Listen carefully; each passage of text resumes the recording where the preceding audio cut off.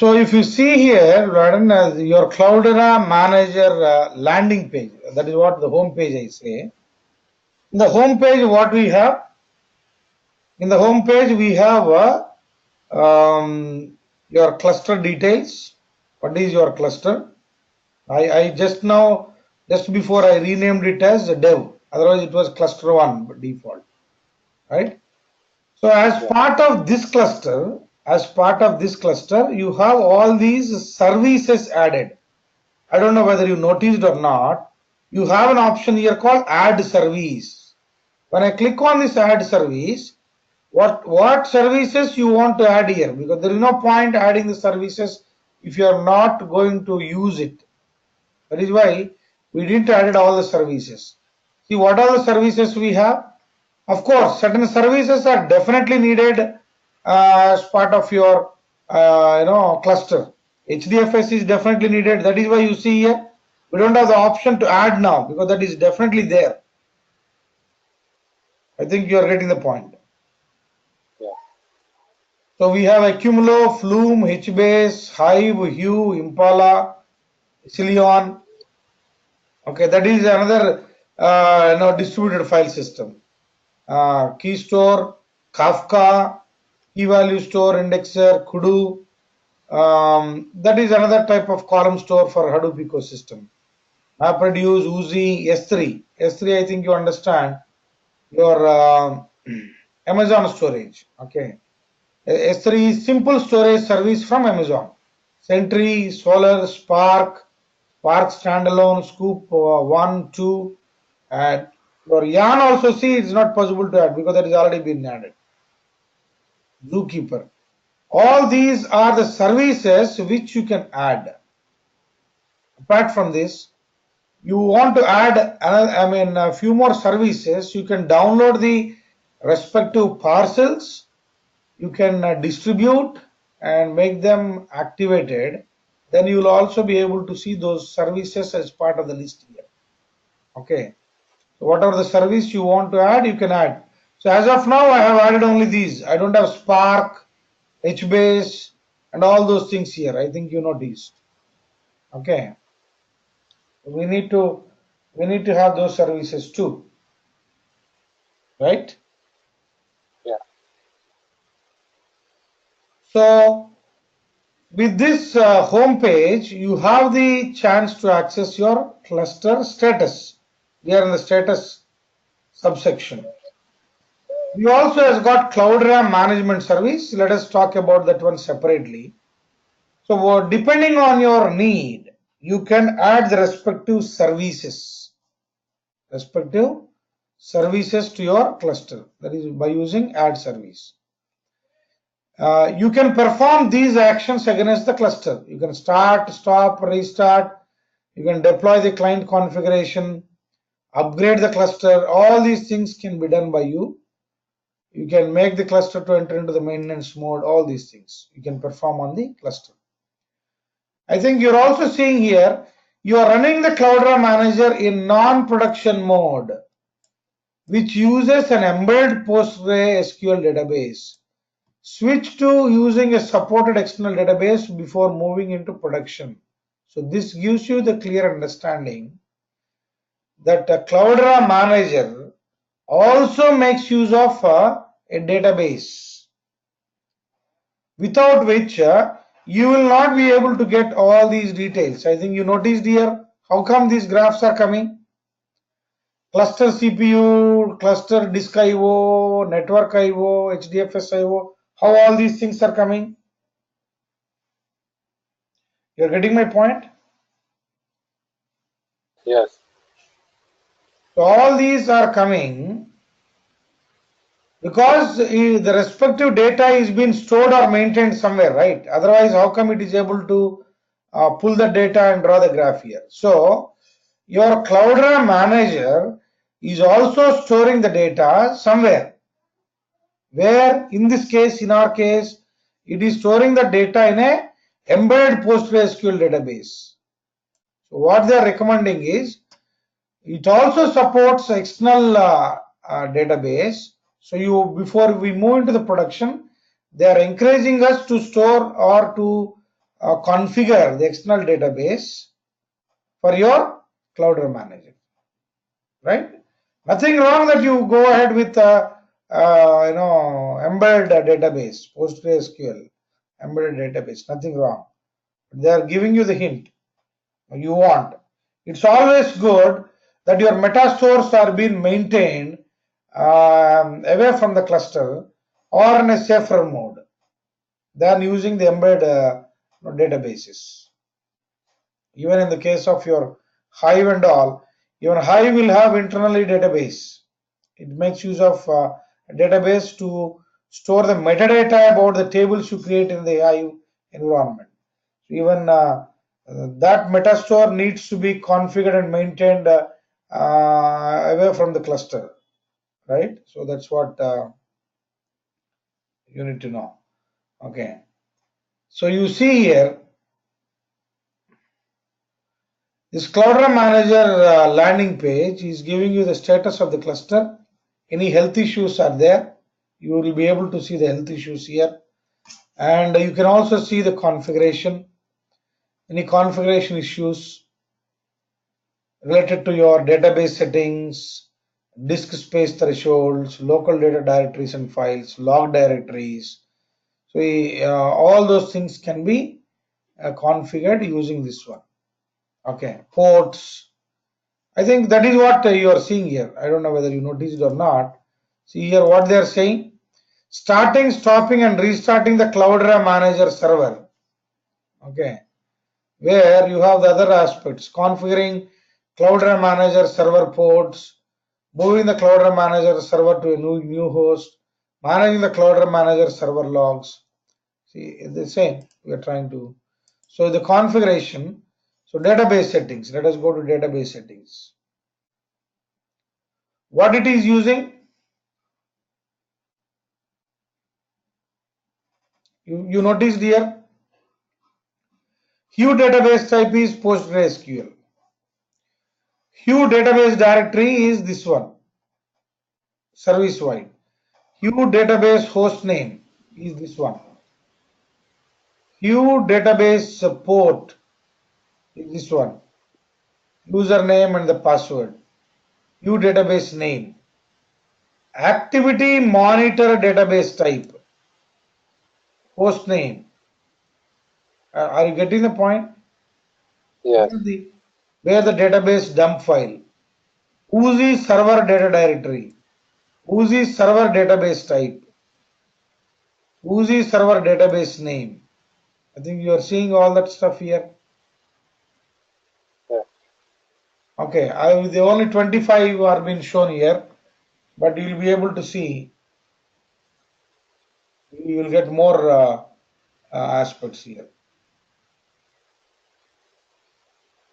It takes a minute to show you all that. So these are all the things related to your database. Now I think you noticed the ladder here. If I choose, imagine if I choose MySQL, assume, I need to make the changes accordingly. All those details need to be changed. You're getting the point? Yes. So, depending on what you are trying to set up, what the database you're trying to set up, where that is there, you need to give the respective URL here. See, not only for this one, Uzi, for Uzi also, for Hue, for all these things, how you have planned, based on that you can. Same like, you see your log directories, you notice log directories here. Garbage collector log directory is this, var log accumula. Master log directory, var log accumula. Okay. Monitor log directory. Tablet server log directory, tracer log directory. So for all various, you can see here, name node log directory. You noticed? Yes. So you want, you can continue with the same. You don't want, you can configure wherever you want. That possibility is there. Usually we don't touch these. But if you are specific, you want your logs to be maintained specifically. I think you noticed you have NFS gateway, Hive server, for everything we have here, not only for this one. You, okay, alert publisher, event server, host monitor, all activity monitor, all these are a part of your Cloudera management service. Cloudera management service. All these comes under Cloudera management service. Okay, I'll discuss that one separately. So you see here, you are getting all that stuff, the configuration part. Same like, ports. You see the ports also. You will be seeing here garbage collector, data node protocol port, data node transceiver port, REST port, administration port. You can see that here. Name node port 8020. I think yesterday also we had this discussion somewhere. Yes. Secondary name node web UI port. Okay, name node web UI port. Hive Metastore database port. Okay, you go to the next one. You see here Uzi administration port, host monitor, for everything. With this, you understand, what are the different services running in the background. And suppose if Cloudera manager kind of thing is not there for you, how much painful it is going to be to set up the cluster, integrating all the components, what you are seeing here. Your HDFS, Yarn, and then Hive, Pig, Scoop, Flume, Uzi, Zookeeper, Solar. You want to set up all these services by downloading them from Apache and setting them individually, how painful it is going to be. You might have noticed. You got the point? Yes. So, apart from that, you also has got, local data directories and files. So you may ask me, Srinivas, why we need a local directories? Why we need local directories? We are working with Hadoop. Why we need local directories? We need because when the jobs are going to run on, they actually run on the nodes. Of course, you may be submitting the job to the job tracker, okay, but job tracker will not run the job. It will send that request to all the nodes where your data is present. On each node, you will be having something called on each node. What will be there? You will be having task tracker. When we talk in terms of Yarn, we have a resource manager and node manager. You submit the job to the resource manager. A resource manager role is only to negotiate the resources needed to run that job, and those resources are being carved and been given it to the application master. Every application that you run in the cluster will have application master. Application master takes care of giving those resources for the job execution, and execution is going to take place with the help of your node manager. Okay, node manager is responsible at the node level to run a task that is being given. So your execution happens in a parallel mode. So part of your processing is happening on one node and the other part happening in other node, other node, other node. Like that, your execution is going to happen parallelly in a smaller way on multiple nodes to make it faster. That is why we technically call that as massive parallel processing. That is a backbone for your Hadoop execution. That is the reason why it was able to crunch huge volumes of data within no time. If the same data needs to be processed in a linear fashion, it may take days or months. But the same when it comes to Hadoop, we are able to process in minutes or hours, usually less than hours. or in the range of hours, but it will not be in the range of days and months. Because we have a farm of machines working in the background to process your data. We have the farm of machines working in the background to process the data, right? So you see closely, when you submit the job to the resource manager, or let us talk job tracker, it is going to run that job, and during the execution of that job, various intermediate outputs are going to come before the actual output comes. Various intermediate outputs going to come. Where those intermediate outputs needs to be stored? Where those needs to be stored?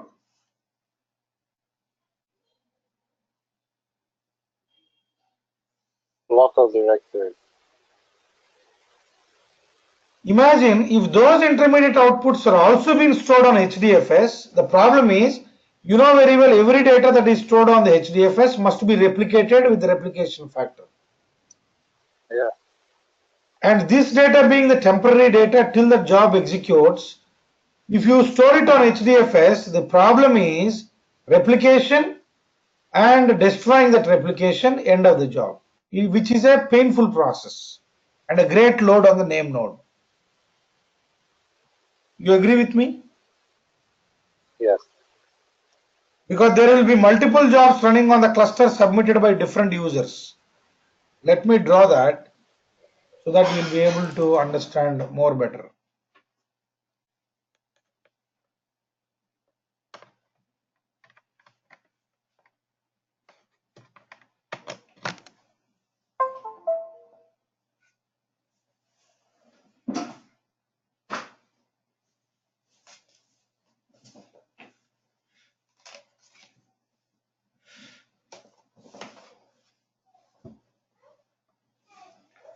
So you have the cluster here. Oh.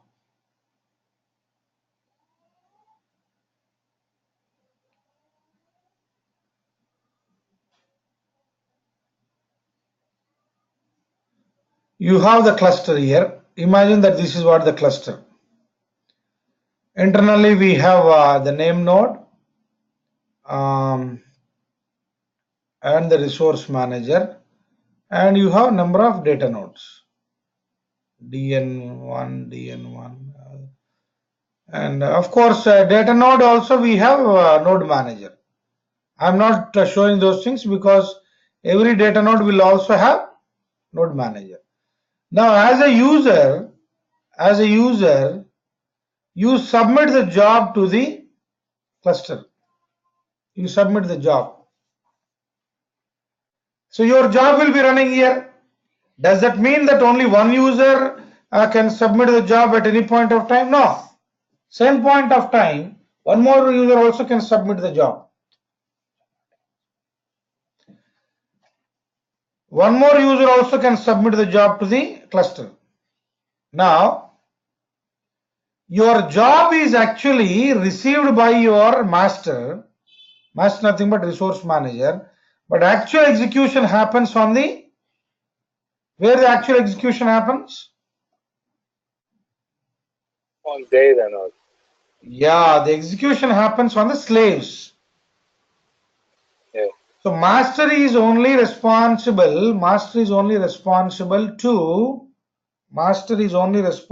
to receive. That's it, and allocate it to the slaves. The actual execution is going to be taken care by the slaves one, right? So you look closely here, your slaves are going to run with the help of the implementation called massive parallel processing. I mean, it is the same real world scenario. You have a job or you have a work.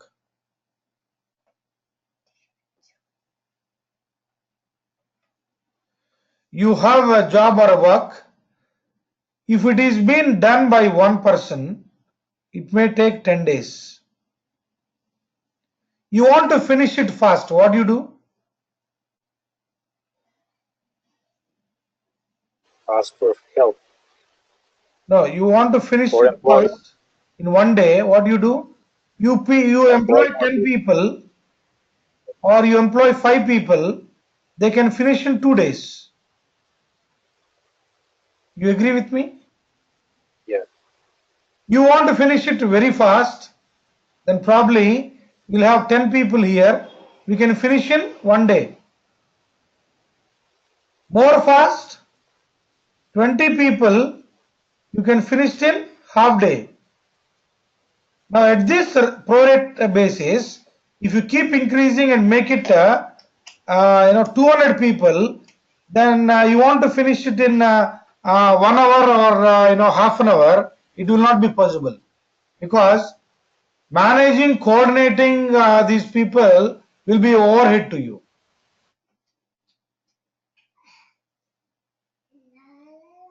You got the point?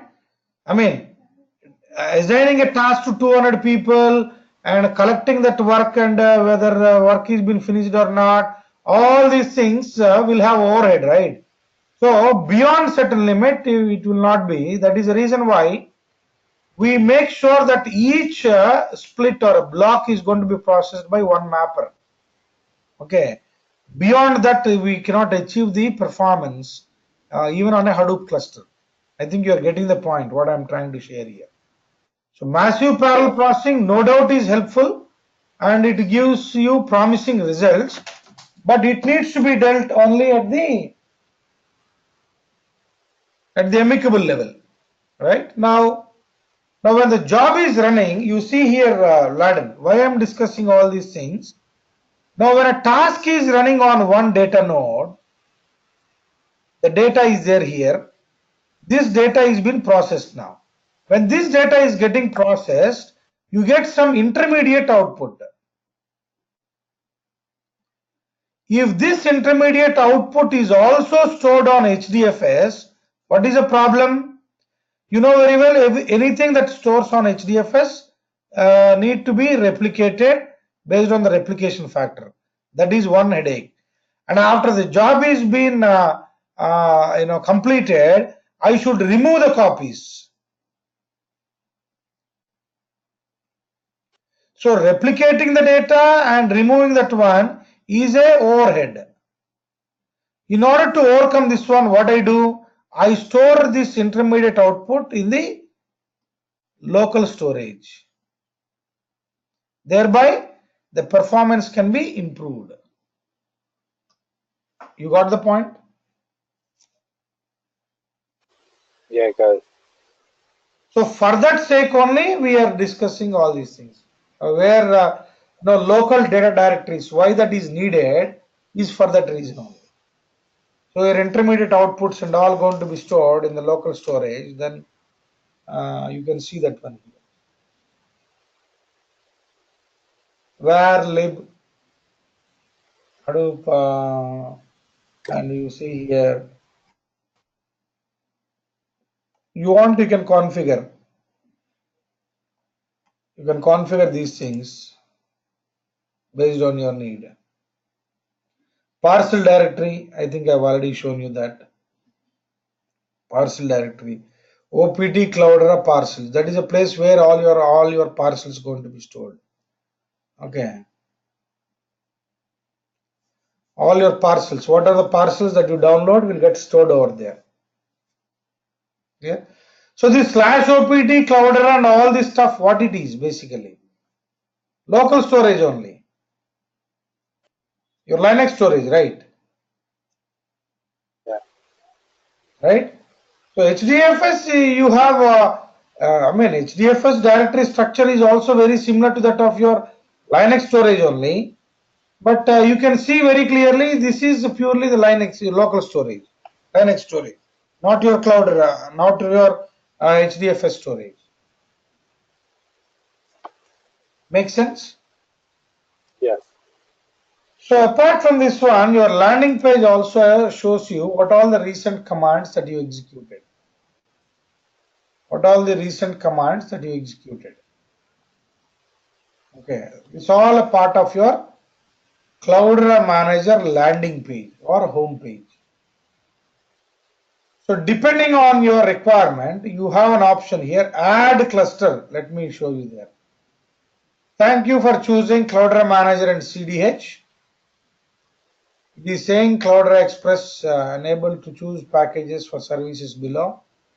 When you say continue, it is going to ask you to specify the host. Then only the cluster is going to be formed. Existing hosts cannot be reused to be, so very clear that one host cannot be a part of two clusters. That is not possible. You are getting my point. Yeah. 172.16.31 dot, here you see 109 or 1110, 110 to 1114, assume. I give like this. This is already the range, I think you noticed. Yeah. Okay.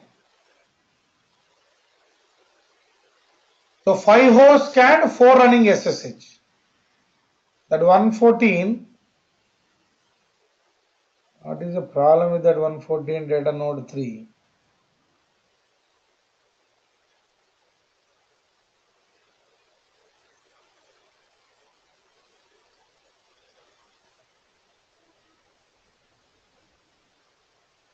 You noticed here you don't have any option continue here. Yes. Why? Because it could not detect the host. No, not that one. You want, I'll do one thing. I'll give only what till 113. Search. Oh. Still you will not see continue. Is because these are already been managed. Currently Oh, those are managed. from the previous cluster. Yeah. You already have them in another cluster. Yeah, they're already part of the cluster, so it cannot be used for as a part of the new cluster again, right? So you give a different thing, you'll be able to get you'll be able to create a new cluster. I think you got the point. So usually when you want to form a cluster, I have a dev cluster now. If I want to have a testing cluster and production cluster, and all three you want to manage to the same, is possible. All three managing through the same Cloudera manager is possible. Make sense? Yes. So, what is the first step in creating a cluster, Vladan? Giving a host name or the IP address. You need to get the host into the cluster. That is the first step. You need to get the host into the cluster. Before we get the host into the cluster, there are certain things that needs to be done. They are called prerequisites.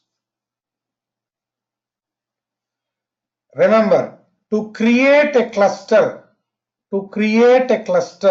what we need? Host we need. And those hosts, before you add those hosts to the cluster, you need to do certain things. What we need to do? Those we technically call as prerequisites. Tell me what needs to be done.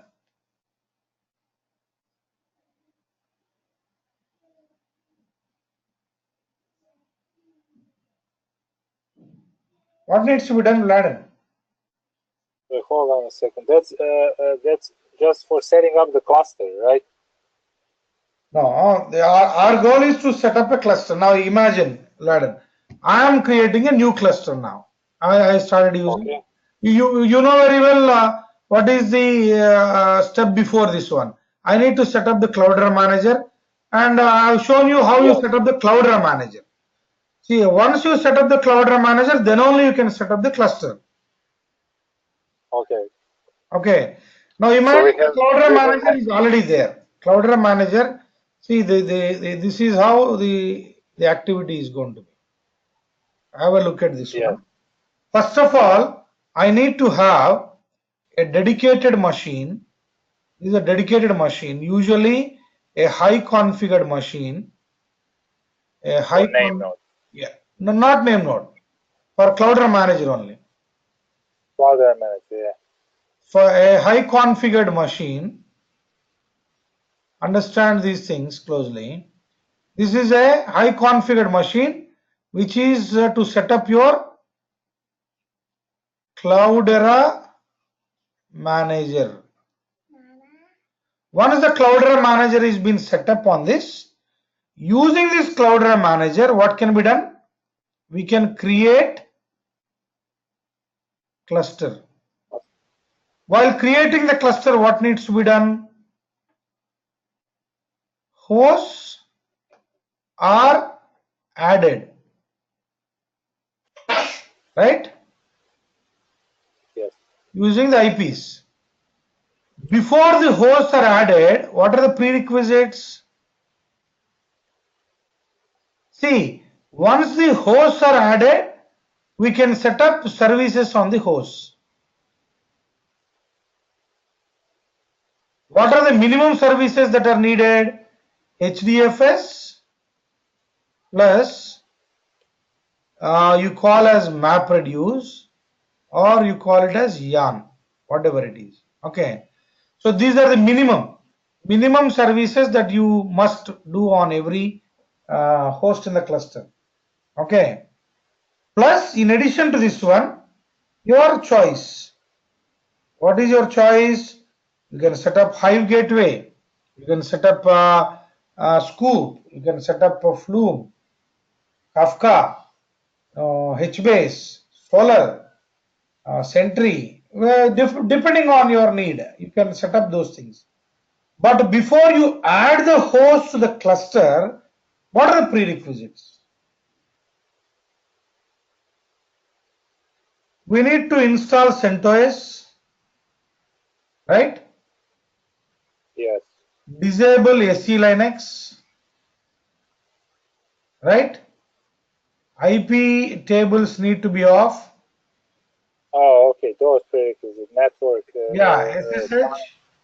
time protocol, Yeah, enablement, yeah, SSH. NTP, network time protocol, NTP, and that this is Yeah. passwordless entry, right? Installing SSH, yes. So all these things needs to be done on every host, right? Yes. Then you add the host in the cluster. And how you add the host in the cluster? You add the host in the cluster by, how you add the host in the cluster? You add the host in the cluster by searching those things. How? By giving the IP address or the pattern. Pattern, I mean, just now what I've given. Usually you do like this. You give the range, right? IP range. 172, okay, 16, 31, and in that you give a range 109 to, you're getting my point? Yes. This is a pattern. This is a pattern that you give. So in that range, what are all there? All been searched, and you see here, you noticed? Yes. We need to see what is the problem with 114. We will check it out. There is a problem with 114, that is data node 3. We will check it out that. Okay. So all will come like this. When I select everything, I will get an option called continue. That time you will not see currently managed, you will see no here. But as these nodes are already a part of the existing cluster, currently managed, it is showing yes. So you cannot make the same host to be a part of multiple clusters. One host can be with one cluster only. That you can clearly understand here. Make sense? Yes. So once you add the host to the cluster, then you can plan what services needs to be deployed on each node. So that planning will happen. That is already been shown there. You need to have a plan before. Laden, you cannot bluntly and blindly or dynamically decide that time. Beforehand, we should have a clarity what services need to be set up on the respective host, because if you want to set up name node service on a host, that host must be decently configured. It cannot be a commodity machine or a commodity server. It needs to be enterprise class, right? So you need to have a plan. I have these kind of hosts and I need to set up these kind of services on these hosts. That plan you need to have in advance. Now, so your landing page is very clear to us now, and how you add the cluster also we have seen. So only this part I will be showing it to you practically when we set up the cluster from scratch. Usually I don't do that, but fortunate we got an option now so that I can show you all those things. Okay? Okay. Yeah. Next thing is here, what all the clusters that you have will be shown here. What all the clusters you have. Now I have only dev, that is why it is showing that here. So if I have multiple clusters, then I'll be seeing the multiple clusters here.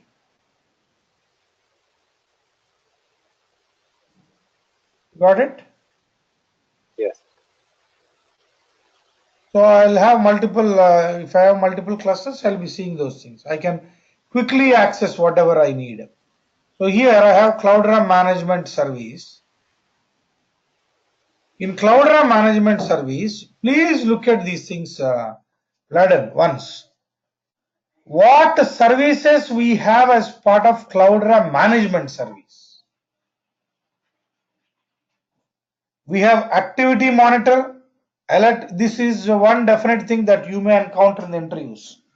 What services are there as part of your, and what is the role of each service as part of your management service, Cloudera management service. Have a just look at it and try to understand what we have here. We have Activity Monitor, Alert Publisher, Event Server, Host Monitor, Reports Manager, and Service Monitor. All these are the integral services as part of your Cloudera management service. See, superficially it is looking as one service, but internally it has got these sub-services which constitutes your Cloudera management service.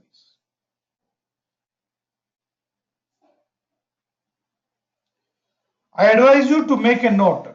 You put a heading Cloudera management service. Under that, you note down all these things. Don't write hosts. Rest of all the things you note it down. 6 services will be there as part of your Cloudera management service. Make a note of that. Okay.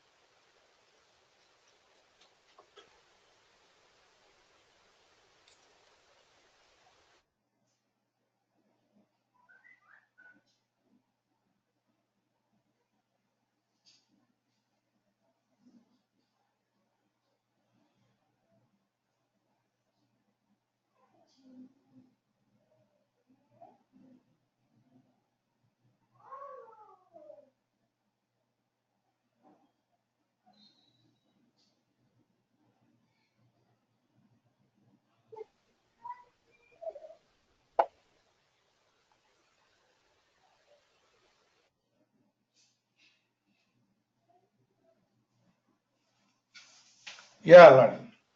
So you have all these things. So what services you have as part of your Cloudera management service? Activity Monitor, Alert Publisher, Event Server, Host Monitor, Reports Manager, and Service Monitor. Okay.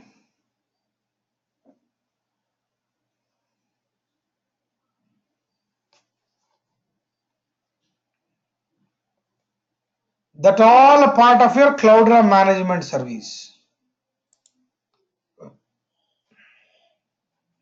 You have all these actions against your Cloudera management service. You have you can see that here all six, where these are being hosted, everything you are seeing here. You want to go for the individual configuration, you can go for the configuration of these things.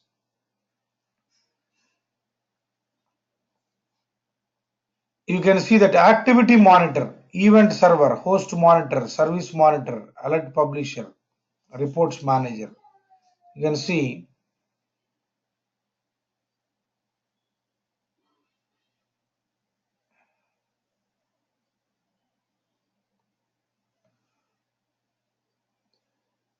mail server host name. Mail server is not configured. That is why you get some exceptions. See, whenever something goes wrong, mail is being triggered. We need to actually give the mail server host name, username, and password so that the mail from address. Are you getting the point? Mail message. Yes. Okay. So we can specify all those things. What is the mail message format? Should it be HTML or JSON or text? Okay, all those things you can specify here so that it will work in that mode. Okay. So Cloudera manager. So now two things clear, Laden, to us. The Cloudera manager can manage multiple clusters.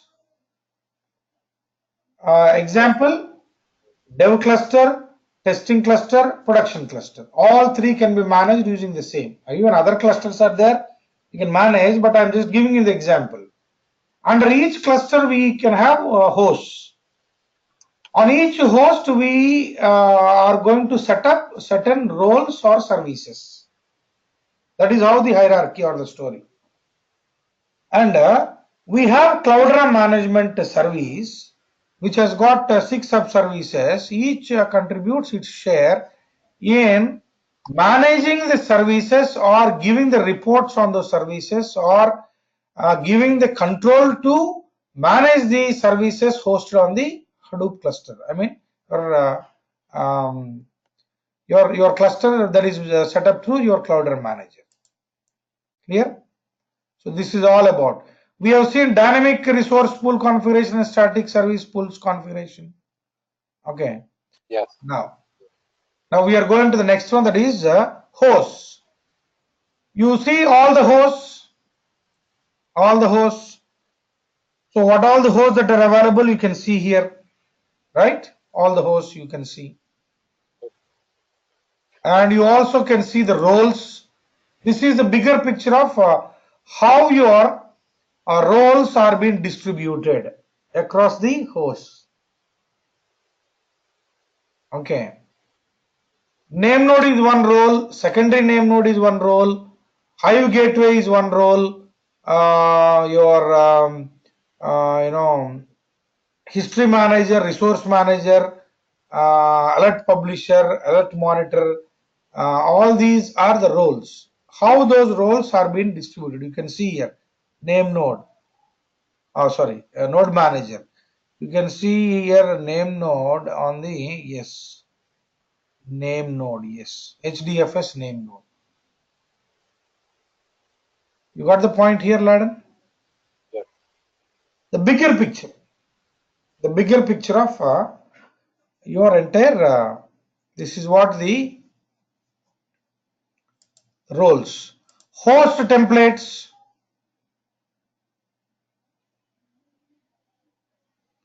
So what is host templates?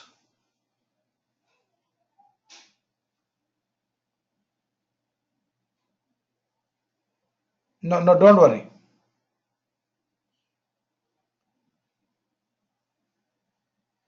So that is where we need to learn one more aspect. like the terminology related to role. What is role basically, and what is role group? And as a part of role group, what services are being included? See, this host template is a concept. I don't know how to share this with you. I create a template. See, when I'm bringing new hosts into my cluster, okay, rather than deploying things individually, if I can create a template that needs to be set up on each host that you bring in, because creating a cluster is only one time, but all the other times what we do, you create the cluster only one time, but all the other time what we do, rest of the life cycle of your cluster, what we do, Adding services or other hosts. exactly, you're right, add hosts. Time to time when your need changes, what is that you're going to do? You are going to add the host, right? You bring in new hosts. If I want more storage and more computing, what I do? I add new hosts. So whenever I'm adding a new host, it is definitely painful, right, to set up services on that host. You agree with me? Yes. So instead what we can do is we can create a host template, and this template can be applied to the host that you add to your cluster. That becomes easier for you. You can create number of host templates here. Don't think that you can create only one. See, for every cluster, you may have 3 clusters. For every cluster, we can create host templates and keep them ready so that you can apply or deploy those host templates to the nodes that you add to the cluster time to time. You got the point? Yes. And same like the disk overview. You can see that here. The disks overview. Disk, because this is the most crucial or critical thing. Your computing comes into picture only when you run the job. But your storage is going to be 24/7. See, if you observe closely, storage is 24/7. But what is that there? What is that? Your storage is 24/7. Your computing is only on demand. 3. Yeah, on demand. When you submit a job, then only the computing power is used. Of course, a part of the computing power is being continuously used by various services running. But I am talking at the cluster level. The main utilization of the computing comes only when the job is submitted to the cluster. Whether job is submitted to the cluster or not, storage is going to be continuous. So you can have the disk usage seen through this one. What are the IOPS? Input output operations. Okay. So you will have one more thing called parcels. I think you notice here. I have explained you very clearly, and in the document what I shared, you have this one, parcels. So you can download the parcel. You can download the parcel, distribute and activate the parcel on the cluster. So what all the parcels you need? Because parcels, with the concept of parcels, you have more control by maintaining or managing multiple versions of the parcels on the same cluster. That is possible. Got the point? Yes. So this is all about your clusters and hosts. Okay. So coming to the diagnostics. Diagnostics is something like analyzing or identifying what is happening on the cluster. So we will see that one separately. Don't worry. Then we have audits. In the audits, you see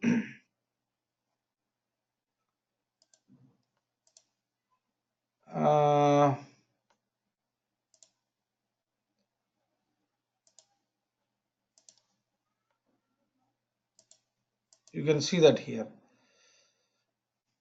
You can do the auditing of the cluster based on the username. Okay, probably username equal to admin and say search.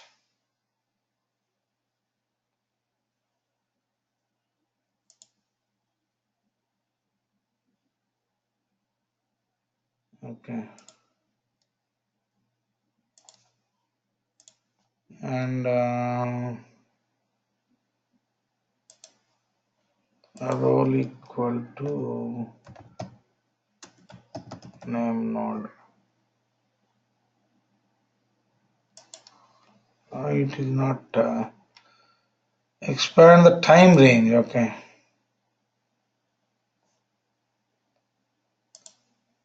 30 minutes, 30 days. Why there are no records? Not been used to that. 1 second.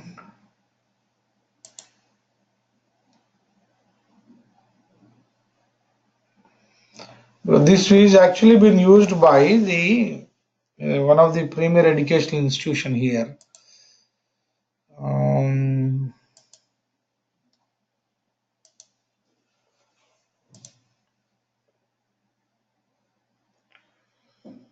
Oh, we don't have much activity here.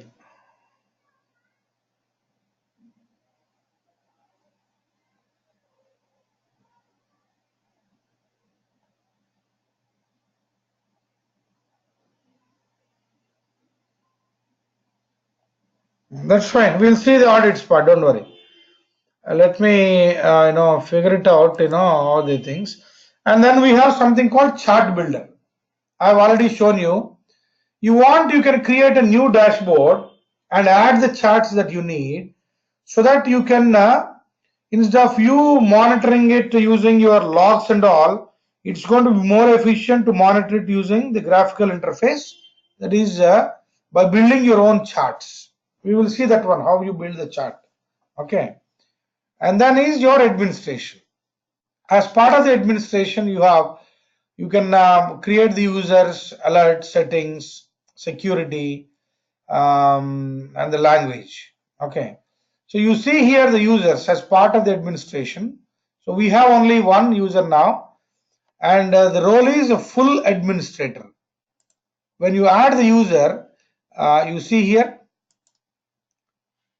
read only or a full administrator. View data in Cloudera Manager. That's it. Getting the point? Yes. Right. So you can create the users depending on your requirement. You can create the users and the user sessions. I think you noticed here.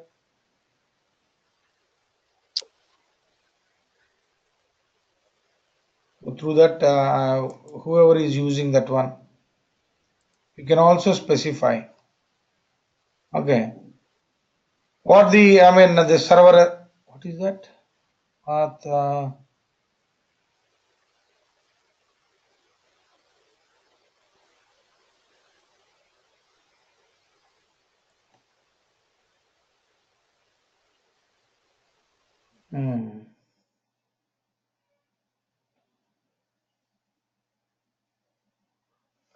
there is a internal server error. Let me just check.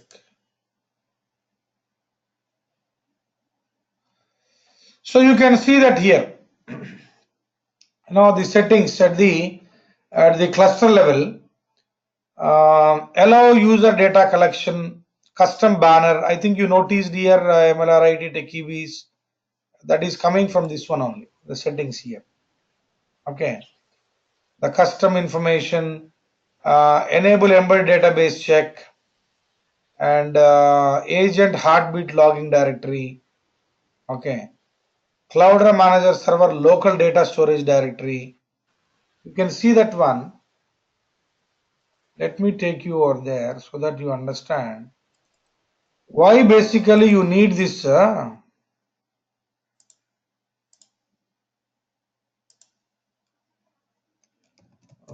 out.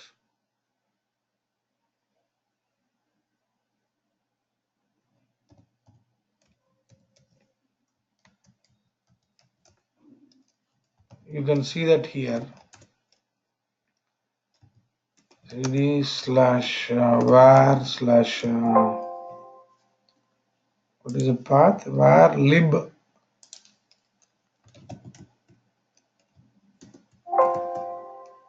You noticed here?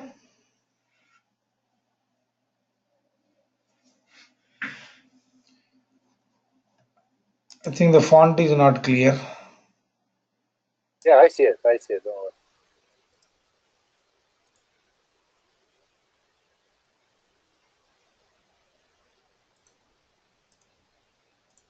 You can see that here. Cloudera host monitor is separate, SCM agent, event server, noticing Cloudera service monitor. Okay. Hive Impala, your Hadoop related stuff, Accumulo, all Scoop, Solar Sentry. Noticed here? These are all been for your local storage. All been for your local storage. So local storage is only temporary, and that is only responsible. That is responsible for storing the data locally, so that, see, anything that you store on HDFS must be replicated. When it is temporary storage, there is no point storing the data on HDFS. That is why we have the local storage. You got it?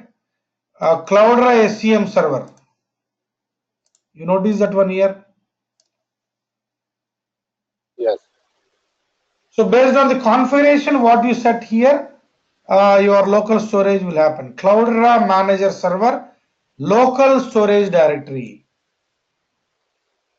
Command eviction age. I mean, how many days you need to retain the commands that you have executed. Okay. So you can see all that stuff here. So are you able to access your Cloudera manager on your local, pseudo cluster, Vladen? Yes. Yes. You are able to access the Cloudera manager, right? Yes, but I erased my virtual machine last night. I have to download it again. I was having some problems. Oh, okay. But if with the VDI, with the image, so okay. it didn't work properly. So I'm gonna download it tonight again. Yeah, please go through these things. I mean, you only need to go through, because remembering so many things not possible. And don't Yeah, I worry for know. everything. I advise you to just have a look at it, so that you at least understand. If at all if something is needed, you should be able to quickly go through that section at least. Yes. Otherwise, it is not possible for you to manage, right? So please go through these things, all the stuff that is related to your Cloudera manager. We have seen at a bigger level now. Few things that we need to discuss: the audits part and the charts, how you build your custom charts and all that stuff, and your parcels and or host templates, how you create host templates and all. We try to see, because I don't want to disturb this one, so that is why I'm not doing it on this one. We will see probably in a day or two. The usage of this cluster will be over, because we are trying to set up a new cluster, right? That time we can do some experiments on this. Even something goes wrong, no problem. Okay. Okay. We are setting up a new cluster, they start using that one, so we will not have any issue. So I advise you to go through this Cloudera manager in detail now. And you have any questions?